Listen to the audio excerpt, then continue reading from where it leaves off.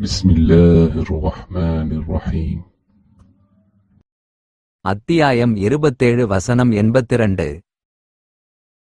இறுதி நாளைப் பற்றி நம்முடைய கூற்று அவர்கள் மீது நிகழ்ந்தும் விட்டால், அவர்களுக்காக பூமியிலிருந்து ஒரு பிராணியை நாம் வெளிப்படுத்துவோம். நிச்சயமாக மனிதர்கள் நம்முடைய வசனங்களை உறுதி கொள்ளாதவர்களாக இருந்தார்கள் என்று அது அவர்களிடம் தெளிவாக பேசும்.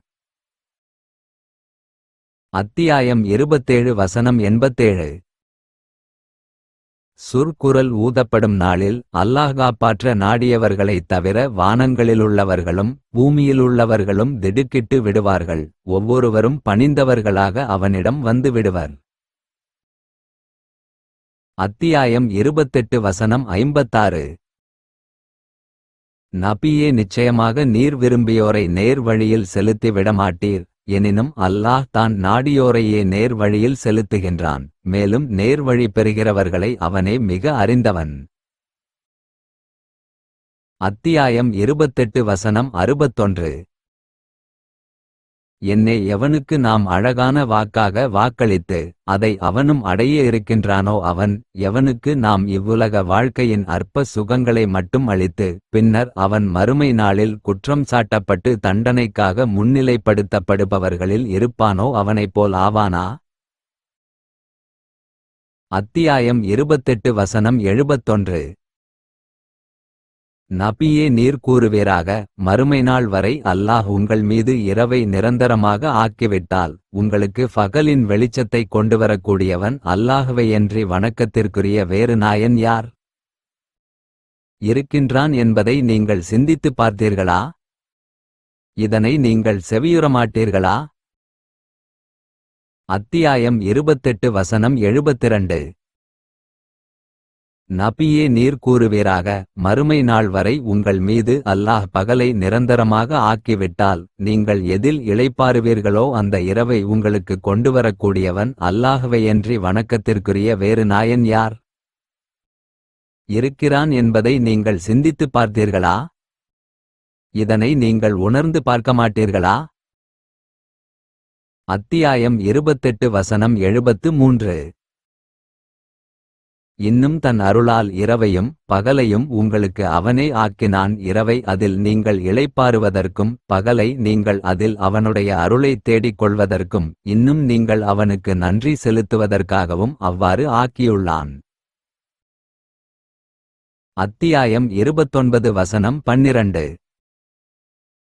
நிராகரிப்போரில் பலர் விசுவாசிகளிடம், நீங்கள் எங்களுடைய வழியை பின்பற்றுங்கள், அதனால் ஏதும் குற்றம் ஏற்பட்டால் உங்களுடைய குற்றங்களையும் நாங்கள் சுமந்து கொள்கின்றோம் என்றும் கூறுகின்றனர். அன்றியும் அவர்களுடைய குற்றங்களிலிருந்து எதனையுமே இவர்கள் சுமந்து கொள்பவர்களாக இல்லை. நிச்சயமாக அவர்கள் பொய்யர்களே.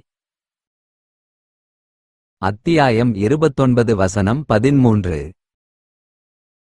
அன்றியும் அவர்கள் தங்கள் பாவச் சுமைகளையும் தம் பாவச் சுமைகளுடன் அவர்கள் வழிகெடுத்தோரின் பாவச் சுமைகளையும் நிச்சயமாக சுமப்பார்கள். இன்னும் அவர்கள் இட்டுக்கட்டிக் கொண்டிருந்தவைகளைப் பற்றியும் நிச்சயமாக மறுமை நாளில் விசாரித்து கேட்கப்படுவார்கள். அத்தியாயம் 29 வசனம் 25. நீங்கள் அல்லாஹ்வையன்றி இந்த விக்கிரகங்களை தெய்வமாக எடுத்துக் கொண்டதெல்லாம் இவ்வுலக வாழ்க்கையில் உங்களுக்கிடையில் உள்ள நேசம் காரணமாகத்தான். பின்னர் மறுமை நாளில் உங்களில் சிலரை விட்டும் நீங்கிக் கொண்டு நிராகரிப்பர். இன்னும் உங்களில் சிலரை நிந்தித்து சபிப்பர். முடிவில் உங்கள் யாவரின் தங்குமிடமும் நரக நெருப்புத்தான். அங்கு உங்களுக்கு உதவி செய்வோர்களுமில்லை என்றும் இப்ராஹிம் கூறினார். அத்தியாயம் 29 வசனம் 41. அல்லாஹ்வையன்றி மற்றவர்களை தங்களுக்கு பாதுகாவலர்களாக எடுத்து கொண்டவர்களுக்கு உதாரணம் சிலந்திப்பூச்சியின் உதாரணத்தை போன்றதாகும். அது ஒரு வீட்டை எடுத்து கொண்டது. இன்னும் நிச்சயமாக வீடுகளில் மிகப் பலவீனமானது சிலந்திப்பூச்சியின் வீடாகும். இதை அவர்கள் அறிவார்களாயின் தாங்கள் அல்லாஹ்வையன்றி மற்றவர்களை பாதுகாவலர்களாக எடுத்து கொண்டதன் தீமையை அறிவர். அத்தியாயம் 29 வசனம் 43. மேலும் இவ்வுதாரணங்கள் மனிதர்களுக்காக இவற்றை நாம் கூறுகிறோம். சிந்தித்தறியக்கூடிய அறிவுடையவர்களைத் தவிர மற்றவரும் இதனை விளங்கிக் கொள்ளவுமாட்டார்கள். அத்தியாயம் 29 வசனம் 46. விசுவாசிகளே, நீங்கள் வேதத்தையுடையோர்களுடன் எது மிக அழகானதோ அதைக் கொண்டல்லாது அவர்களுடன் தர்க்கிக்க வேண்டாம். ஆயினும் அவர்களில் அநியாயம் செய்தோர் தவிர அவர்களுடன் தர்க்கித்தால், எங்களுக்கு இரக்கப்பட்ட வேதத்தையும் உங்களுக்கு இரக்கப்பட்ட வேதத்தையும் நாங்கள் விசுவாசிக்கின்றோம், எங்கள் வணக்கத்திற்குரியவனும் உங்கள் வணக்கத்திற்குரியவனும் ஒருவனே, மேலும் நாங்கள் அவனுக்கு முற்றிலும் கீழ்ப்படிந்து நடக்கின்றவர்கள் என்று கூறுங்கள்.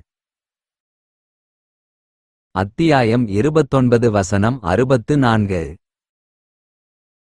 மேலும் இவ்வுலக வாழ்க்கை வீணும் விளையாட்டுமே தவிர வேறொன்றுமில்லை.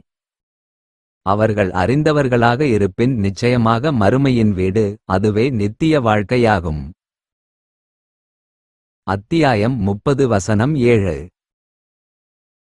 அவர்கள் இவ்வுலக வாழ்க்கையிலிருந்து வெளிப்படையானதை மட்டும் அறிவார்கள், அவர்களோ மறுமையைப் பற்றி மறந்தவர்களாகவே இருக்கின்றனர். அத்தியாயம் 30 வசனம் 14. இன்னும் மறுமை நாள் நிலைபெறும் நாளில் விசுவாசிகள் நிராகரித்தோர் என இருபிரிவாக அந்நாளில் அவர்கள் பிரிந்து விடுவார்கள். அத்தியாயம் 30 வசனம் 15.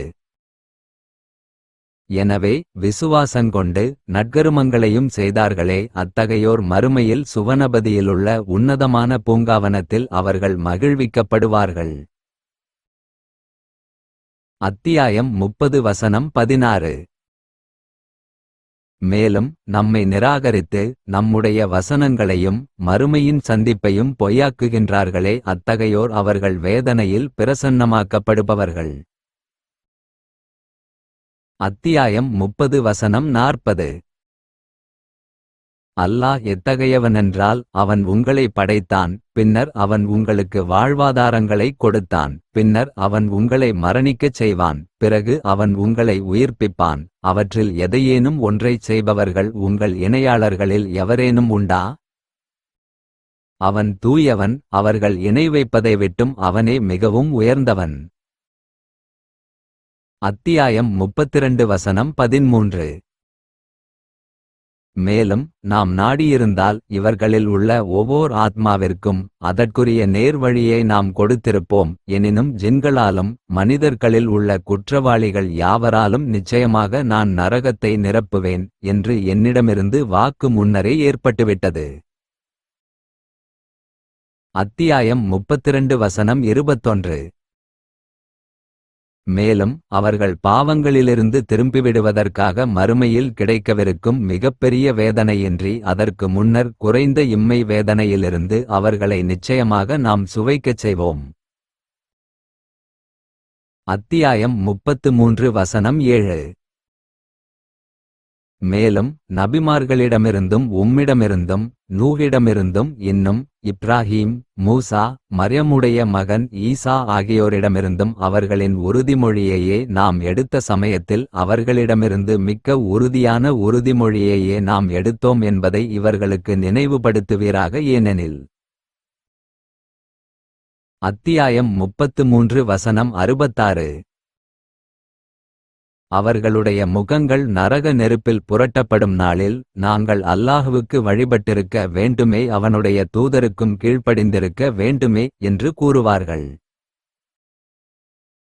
அத்தியாயம் 33 வசனம் 67.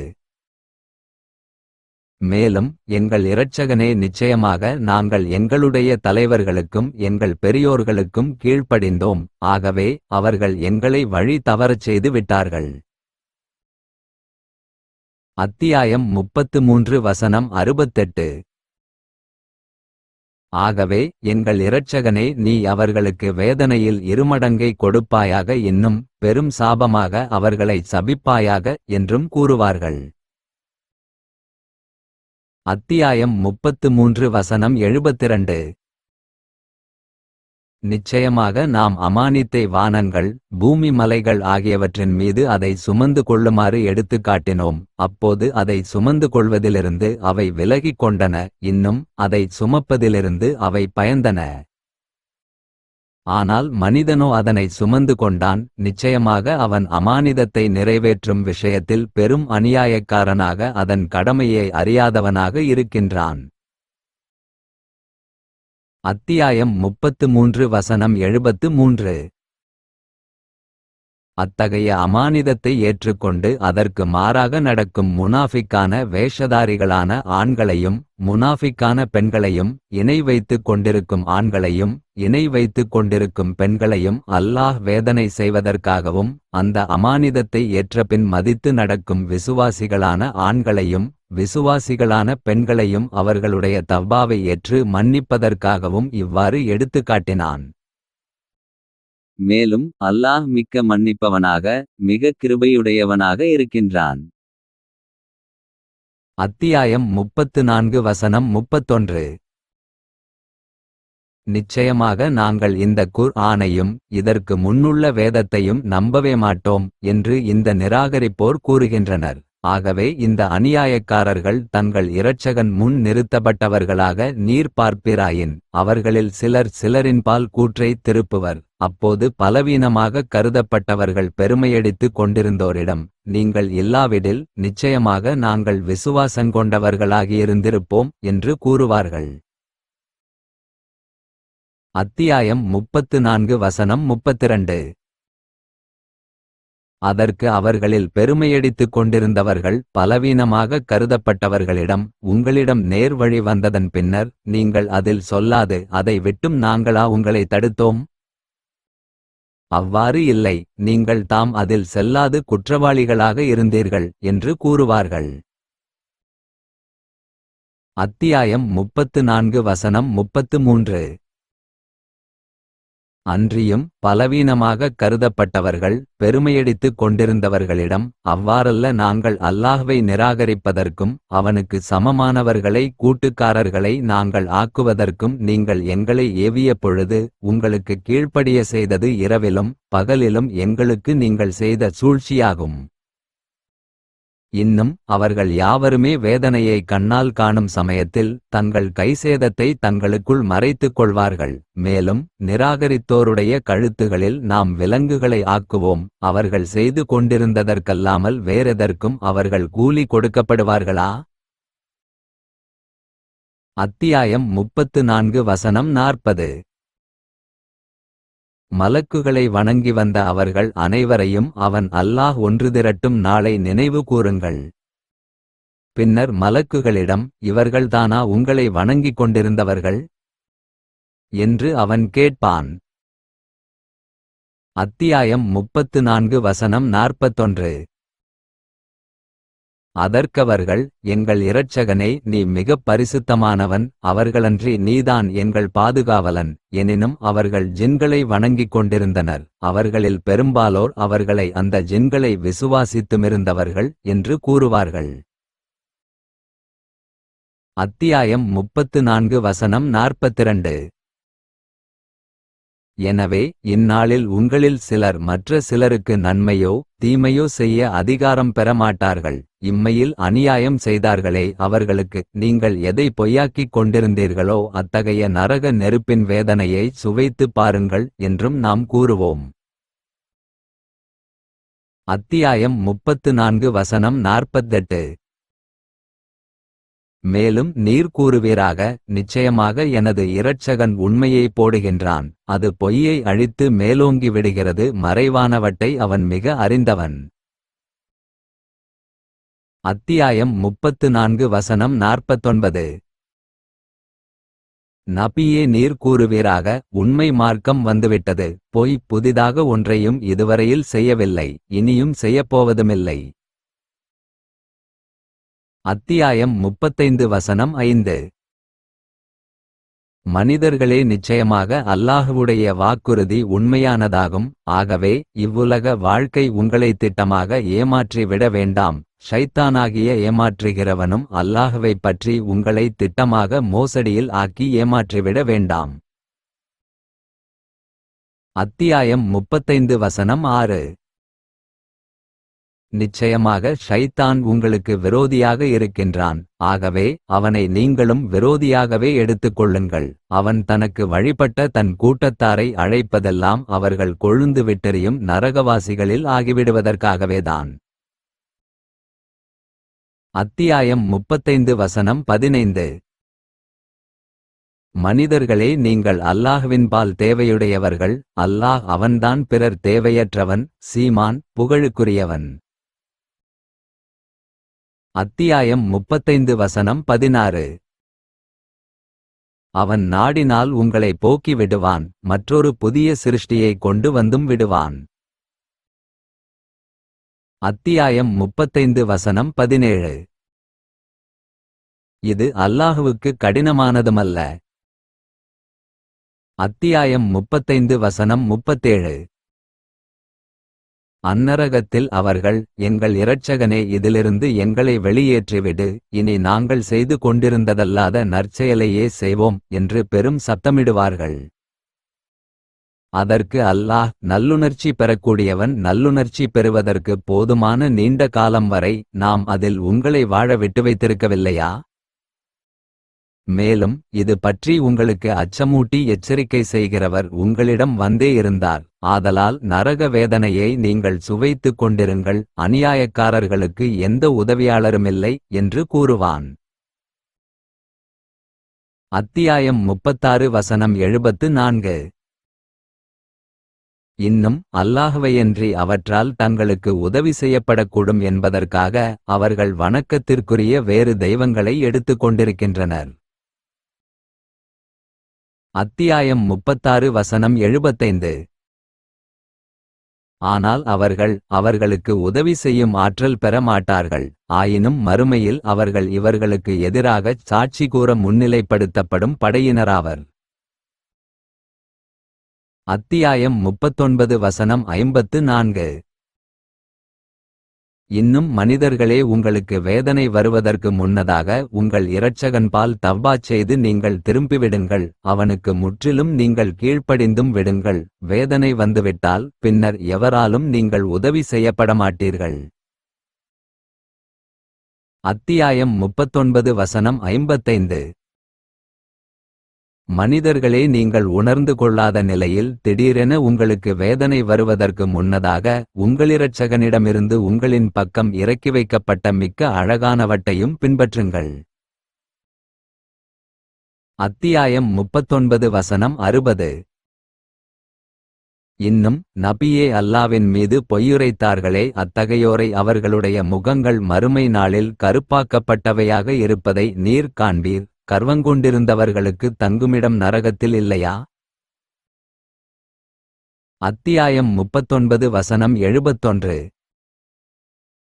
மேலும் அந்நாளில் நிராகரித்துக் கொண்டிருந்தார்களே, அத்தகையோர் கூட்டங்கூட்டமாக நரகத்தின் பால் இழுத்துக்கொண்டு வரப்படுவார்கள். இறுதியாக அங்கு அவர்கள் வந்தடைந்தால் அதன் வாயில்கள் திறக்கப்பட்டுவிடும். அதன் காவலாளர்கள் அவர்களிடம், உங்களிலிருந்து அல்லாஹ்வினால் அனுப்பப்பட்ட தூதர்கள் உங்கள் இரட்சகனுடைய வசனங்களை அவர்கள் உங்களுக்கு ஓதிக் காண்பிப்பவர்களாகவும் இந்த உங்களுடைய நாளின் சந்திப்பைப் பற்றி எச்சரிக்கை செய்பவர்களாகவும் உங்களிடம் வரவில்லையா என்றும் கேட்பார்கள்.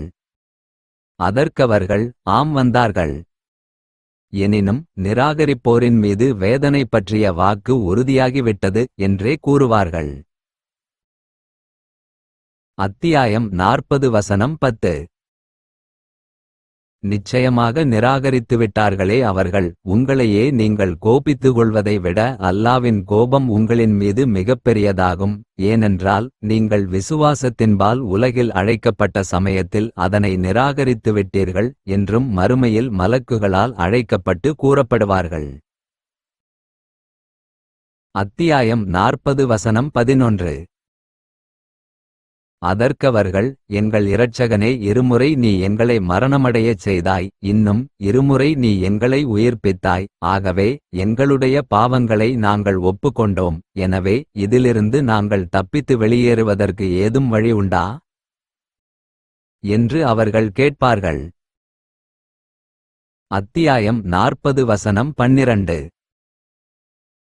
இத்தண்டனையானது நிச்சயமாக அதன் காரணம் அல்லாஹ் அவன் தனித்தவனாக அழைக்கப்பட்டால் நீங்கள் நிராகரித்தீர்கள், மேலும் அவனுக்கு உங்கள் தெய்வங்கள் இணையாக்கப்பட்டால் அதை விசுவாசித்தீர்கள். இப்பொழுது தீர்ப்பு வழங்குவது மிக்க உயர்வானவனாகிய மிகப் பெரியவனான அல்லாஹ்விற்கு மட்டும் உரியதாகும் என்று கூறப்படும். அத்தியாயம் 40 வசனம் 58. குருடரும் பார்வையுடையவரும் சமமாக மாட்டார்கள், அவ்வாறே விசுவாசங்கொண்டு நற்கருமங்கள் செய்தார்களே அவர்களும் தீயவரும் சமமாக மாட்டார்கள், வெகு சொற்பமாகவே இதனைக் கொண்டு நீங்கள் நல்லுணர்ச்சி பெறுகிறீர்கள். அத்தியாயம் 40 வசனம் 72. கொதிக்கும் நீரில் பின்னர் நரகத்தில் அவர்களை கொண்டு வந்து தீ மூட்டப்படுவார்கள். அத்தியாயம் 40 வசனம் 73. பின்னர் அவர்களிடமே நீங்கள் அல்லாஹ்வுக்கு இணை வைத்துக் கொண்டிருந்தவை எங்கே என்று கேட்கப்படும். அத்தியாயம் 40 வசனம் 74. அல்லாஹ்வையன்றி நீங்கள் இணை வைத்துக் கொண்டிருந்தவை எங்கே எனக் கேட்கப்படும். அதற்கு, எங்களை விட்டும் அவை மறைந்து விட்டன. எனினும் இதற்கு முன்னர் நாங்கள் அல்லாஹ் அல்லாத யாதொன்றையும் ஆண்டவனென அழைத்துக் கொண்டிருக்கவில்லையே என்று பொய் கூறுவார்கள். இவ்வாறு நிராகரிப்போரை அல்லாஹ் வழிகெடச் செய்கிறான். அத்தியாயம் 41 வசனம் 5. அன்றியும் நீர் எதன்பால் எங்களை அழைக்கின்றீரோ அதைவிட்டும் எங்களுடைய இதயங்கள் திரைகளில் இருக்கின்றன, எங்களுடைய செவிகளில் அடைப்பும் இருக்கிறது, எங்களுக்கும் உமக்குமிடையே திரை இருக்கிறது. ஆகவே நீர் காரியத்தைச் செய்து கொண்டிருப்பீராக, நிச்சயமாக நாங்களும் எங்கள் காரியத்தைச் செய்து கொண்டிருப்போம் என்றும் நிராகரிப்போர் கூறுகின்றனர். அத்தியாயம் 41 வசனம் 6. ஆகவே நபியே நீர் கூறுவீராக, நான் உங்களைப் போன்ற ஒரு மனிதன்தான், ஆனால் உங்களுடைய வணக்கத்திற்குரிய நாயன் ஒரே ஒரு நாயன்தான் என்று எனக்கு வஹீ அறிவிக்கப்படுகிறது. ஆதலால் செயல்களை கலப்பட்டதாக்கி அவனளவிலேயே நீங்கள் உறுதியாக நில்லுங்கள், அவனிடம் நீங்கள் பிழை பொறுக்கவும் தேடுங்கள், இன்னும் அவனுக்கு இணை வைத்துக் கொண்டிருப்போருக்கு கேடுதான். அத்தியாயம் 41 வசனம் 9. நபியே நீர் கூறுவீராக, பூமியை 2 நாட்களில் படைத்தானே, அத்தகையவனை திட்டமாக நீங்கள் நிராகரித்துவிட்டு அவனுக்கு சமமானவர்களையும் நீங்கள் ஆக்குகிறீர்களா? அவன்தான் அகிலத்தாரின் இரட்சகனாவான். அத்தியாயம் 41 வசனம் 29. நிராகரிப்போர் அந்நாளில் அல்லாஹ்விடம், எங்கள் இரட்சகனே, ஜின்களிலிருந்தும் மனிதர்களிலிருந்தும் எங்களை வழிகெடுத்த இரு சாராரையும் எங்களுக்கு காண்பிப்பாயாக, அவ்விருவரும் தாழ்ந்தோரில் ஆகிவிடுவதற்காக அவ்விருவரையும் நாங்கள் எங்கள் பாதங்களுக்கு கீழ் ஆக்குவோம் என்று கூறுவார்கள். அத்தியாயம் 41 வசனம் 37. இரவும் பகலும் சூரியனும் சந்திரனும் அல்லாஹ்வைப் பற்றி அறிவிக்கக்கூடிய அவனுடைய அத்தாட்சிகளில் உள்ளவையாகும். நீங்கள் சூரியனுக்கும் சந்திரனுக்கும் சஜ்தா செய்ய வேண்டாம், நீங்கள் அவனையே வணங்குபவர்களாக இருந்தால் அவற்றை படைத்தவனாகிய அல்லாஹ்விற்கே சஜ்தா செய்யுங்கள். அத்தியாயம் 41 வசனம் 45. மேலும் திட்டமாக நாம் மூசாவுக்கு வேதத்தை கொடுத்தோம், அதில் மாறுபாடுகள் செய்யப்பட்டுவிட்டன, அவர்களின் விசாரணை மறுமையில்தான் என்று உமதிரட்சகனிடமிருந்து வாக்கு முந்தியிருக்காவிடில் அவர்களுக்கிடையில் இம்மையில் திட்டமாக தீர்ப்பளிப்பக்கப்பட்டிருக்கும். நிச்சயமாக அவர்களும் ஆனாகிய இதில் அவநம்பிக்கை ஏற்படுத்தக்கூடிய சந்தேகத்தில் இருக்கிறார்கள். அத்தியாயம் 41 வசனம் 49. பிரார்த்தித்து நன்மையை கேட்பதில் மனிதன் ஒரு பொழுதும் சோர்வடைய மாட்டான், இன்னும் அவனை ஒரு தீமை தொடுமானால் அப்பொழுது அவன் நம்பிக்கையிழந்தவன், நிராசையானவன். அத்தியாயம் 41 வசனம் 50. அவனை தொட்டிருந்த கெடுதிக்குப் பின்னர் நம்மிடமிருந்து அருளை அவனுக்கு நாம் சுவைக்கச் செய்தால் இது எனக்குரியதே என்றும் மறுமை நாள் நிலைபெறக்கூடியது என நான் எண்ணவில்லை என்றும், அவ்வாறு மறுமை ஏற்பட்டு என் இரட்சகனிடம் நான் திருப்பிக் கொண்டு போகப்பட்டாலும் அவனிடத்தில் நிச்சயமாக எனக்கே நன்மை உண்டு என்றும் திடமாகக் கூறுகிறான். எனவே நிராகரித்தோர்க்கு அவர்கள் செய்தவற்றை அந்நாளில் நிச்சயமாக நாம் தெரிவிப்போம். அன்றியும் கடினமான வேதனையிலிருந்து அவர்களை நிச்சயமாக நாம் சுவைக்கச் செய்வோம். அத்தியாயம் 41 வசனம் 51. இன்னும் நாம் அருட்கொடையை மனிதனுக்கு நல்கினால் நம்மை அவன் புறக்கணித்து தன் பக்கமே திரும்பி முற்றிலும் நன்றி செய்யாது தூரமாகி விடுகிறான். மேலும் அவனை ஏதும் கெடுதி தொட்டால் வெகு நீண்ட பிரார்த்தனையுடையவனாகின்றான். அத்தியாயம் 41 வசனம் 52. அவ்வேதமானது அல்லாஹ்விடமிருந்துள்ளதாக இருந்து பின்னர் இதை நீங்கள் நிராகரித்துவிட்டால் உங்கள் நிலை என்னவாகும்? இவ்வாறு தூரமான பிரிவினையில் இருக்கும் அவனைவிட மிக வழிகெட்டவன் யார் என்பதை எனக்குத் தெரிவியுங்கள் என்று நபியே நீர் கேட்பீராக. அத்தியாயம் 41 வசனம் 53. நிச்சயமாக வேதமாகிய இது உண்மையானதுதான் என்று அவர்களுக்குத் தெளிவாகும் வரையில் உலகின் பல பாகங்களிலும் அவர்களிலும் நம்முடைய அத்தாட்சிகளை அவர்களுக்கு நாம் காண்பிப்போம். நபியே உமதிரட்சனுக்கு நிச்சயமாக அவன் ஒவ்வொரு பொருளின் மீதும் அதுபற்றி நன்கறிந்து சாட்சியாக இருக்கிறான் என்பது போதுமானதாக இல்லையா? அத்தியாயம் 41 வசனம் 54. நிச்சயமாக அவர்கள் தங்கள் இரட்சகனை சந்திப்பதைப் பற்றி சந்தேகத்தில் இருக்கிறார்கள் என்பதை நபியே நீர் அறிந்து கொள்வீராக. நிச்சயமாக அவன் ஒவ்வொரு பொருளைப் பற்றியும் தன் அறிவால் சூழ்ந்து அறிந்து கொண்டிருக்கிறான் என்பதையும் அறிந்து கொள்வீராக. அத்தியாயம் 42 வசனம் 20. தன் செயலின் மூலம் எவர் மறுமையின் விளைச்சலை பயனை நாடுகின்றாரோ அவருடைய விளைச்சலில் நாம் அவருக்காக அதிகப்படுத்துவோம். இன்னும் எவர் இம்மையின் விளைச்சலை பயனை மட்டும் நாடுகின்றாரோ நாம் அவருக்கு அதிலிருந்து கொடுக்கின்றோம். அவருக்கு மறுமையில் யாதொரு பாத்தியதையுமில்லை.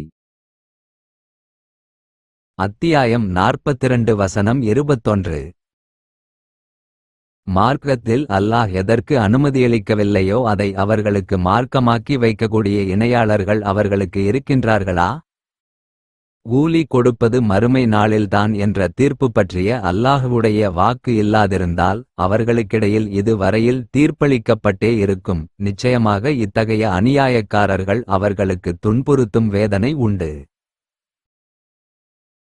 அத்தியாயம் 42 வசனம் 36.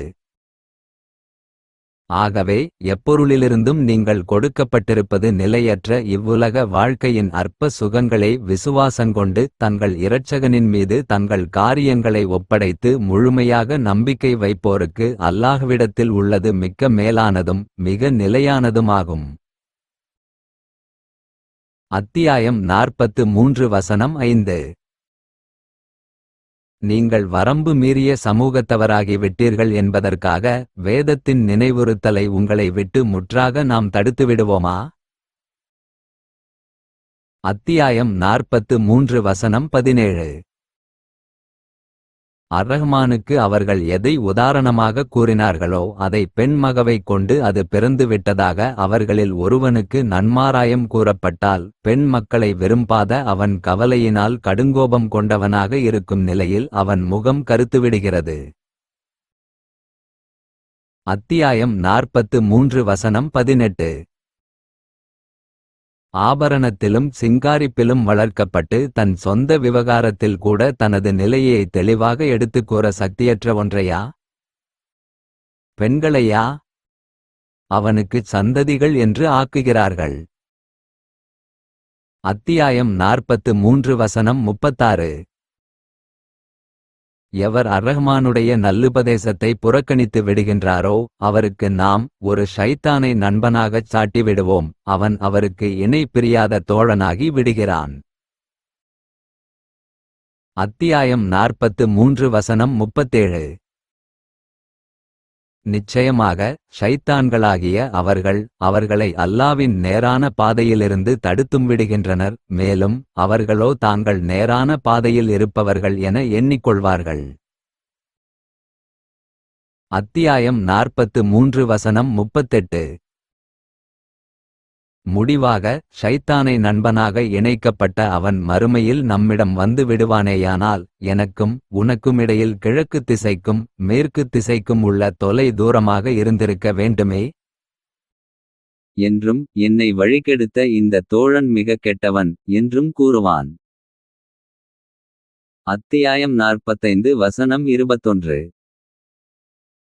தீமைகளைச் சம்பாதித்து கொண்டார்களே அத்தகையோர் விசுவாசங் கொண்டு நற்கருமங்களையும் செய்தார்களே அத்தகையோரைப் போன்று அவர்களையும் நாம் ஆக்கிவிடுவோம் என்று எண்ணிக் கொண்டார்களா? அவர்கள் ஜீவித்து இருப்பதும் அவர்கள் மரணித்து விடுவதும் சமமே. அவர்கள் இதற்கு மாறாக தீர்ப்பு செய்து கொண்டது மிக கெட்டதாகிவிட்டது. அத்தியாயம் 45 வசனம் 32. மேலும் நிச்சயமாக அல்லாஹ்வுடைய வாக்குறுதி உண்மையானது. மறுமை நாள் அது வருமென்பதில் யாதொரு சந்தேகமுமில்லை என்று கூறப்பட்டால் மறுமை நாள் இன்னதென்றே நாங்கள் அறியோம். அது வெறும் எண்ணத்தை தவிர வேறு இல்லை என்றே எண்ணுகிறோம். அதனை உண்மை என்று நாங்கள் உறுதியாக நம்புகிறவர்களாகவும் இல்லை என்று நீங்கள் கூறினீர்கள் அல்லவா? என்று அவர்களிடம் கேட்கப்படும். அத்தியாயம் 45 வசனம் 34. அன்றியும் அவர்களிடம் நீங்கள் உங்களுடைய இந்நாளின் சந்திப்பை மறந்தவாறே நாமும் இன்றைய தினம் உங்களை மறந்துவிட்டோம். மேலும் உங்கள் தங்குமிடம் நரகமாகும். உங்களுக்கு எந்த உதவியாளர்களுமில்லை என்றும் கூறப்படும். அத்தியாயம் 46 வசனம் 20. அன்றியும் நிராகரிப்போர் நரகத்தின் முன் கொண்டுவரப்படும் நாளில் அவர்களிடம் உங்களுடைய நல்லவைகளை உங்களுடைய உலக வாழ்க்கையில் நீங்கள் போக்கிவிட்டீர்கள். அவற்றைக் கொண்டு இன்பமனுவித்தும் விட்டீர்கள். அதுவே நீங்கள் பூமியில் நியாயமின்றி பெருமையடித்து கொண்டிருந்த காரணத்தாலும் இன்னும் பாவம் செய்து கொண்டிருந்த காரணத்தாலும் இழிவு தரும் வேதனையை இன்றைய தினம் நீங்கள் கூலியாக கொடுக்கப்படுவீர்கள் என்று கூறப்படும். அத்தியாயம் 47 வசனம் 14. எனவே தன் இரட்சகனிடமிருந்துள்ள தெளிவான ஆதாரத்தின் மீதிருக்கிறாரே அவர். எவனுடைய செயலின் தீமை அவனுக்கு அழகாகக் காண்பிக்கப்பட்டு தங்கள் மனோ இச்சைகளையும் பின்பற்றினார்களே அவர்களைப் போன்று ஆவாரா? அத்தியாயம் 47 வசனம் 15. பயபக்தியுடையவர்கள் வாக்களிக்கப்பட்டார்களே அத்தகைய சுவனத்தின் தன்மையாகிறது. அதில் தண்ணீரிலிருந்து மாற்றமடையாத தெளிவான ஆறுகளும் பாலிருந்து தன் சுவைமாறாத பால் ஆறுகளும் மதுவிலிருந்து குடிப்போருக்கு பேரின்பமளிக்கக்கூடிய ஆறுகளும் தெளிவான தேனிலிருந்து தேன் ஆறுகளும் உண்டு. அதில் அவர்களுக்கு ஒவ்வொரு விதமான கனிவகைகளும் தங்கள் இரட்சகனிடமிருந்து மன்னிப்பும் உண்டு. இத்தகைய நற்பாக்கியங்களை நல்கப் பெற்ற இத்தகையோர் நரகத்தில் எவர் நிரந்தரமாகத் தங்கியிருந்து கொதிக்கும் நீரும் புகட்டப்பட்டு அதனால் அவர்களின் குடல்களை அது துண்டு துண்டாக்கிவிடுமே அவர்களைப் போன்று ஆவாரா? அத்தியாயம் 47 வசனம் 27.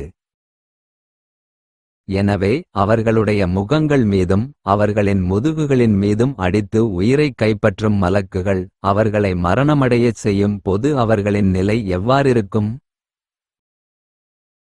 அத்தியாயம் 47 வசனம் 28.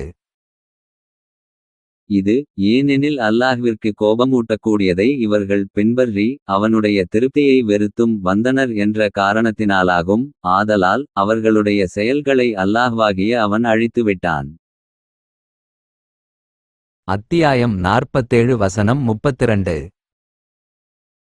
நிச்சயமாக நேர்வழி இன்னதென்று தங்களுக்கு தெளிவான பின்னர் அதனை நிராகரித்துவிட்டு அல்லாவின் பாதையே விட்டும் மற்றவர்களை தடுத்து கொண்டு அல்லாஹுவுடைய தூதருக்கு விரோதமாகவும் நடக்கின்றார்களே அத்தகையோர் அதனால் நிச்சயமாக அல்லாஹுவுக்கு யாதொரு தீங்கும் செய்துவிடவே மாட்டார்கள். அவர்களுடைய சூழ்ச்சியான செயல்களை எல்லாம் அல்லாஹ் அழித்தும் விடுவான்.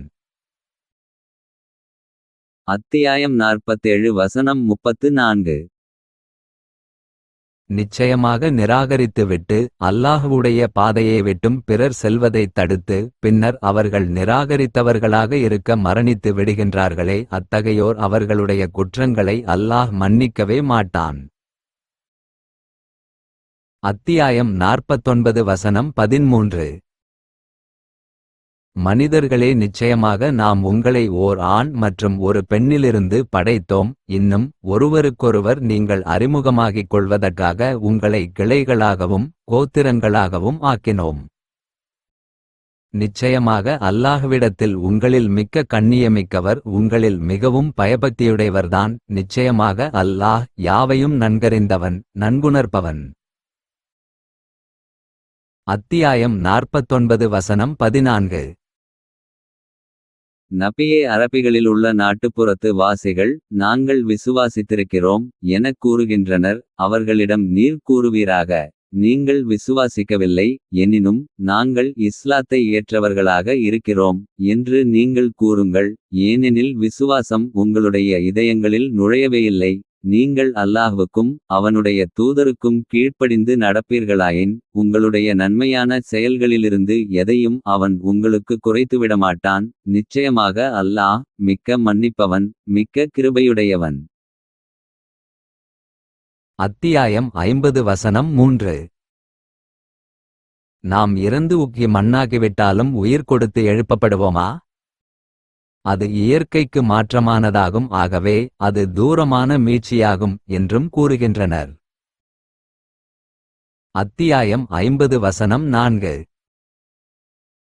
இறந்தபின் அவர்களிலிருந்து அவர்களின் உடலை எந்த அளவு பூமி தின்று குறைத்திருக்கிறது என்பதை திட்டமாக நாம் அறிந்திருக்கிறோம். மேலும் அவர்களின் செயல்கள் பதியப்பட்டு பாதுகாக்கப்பட்ட புத்தகம் நம்மிடத்தில் இருக்கின்றது.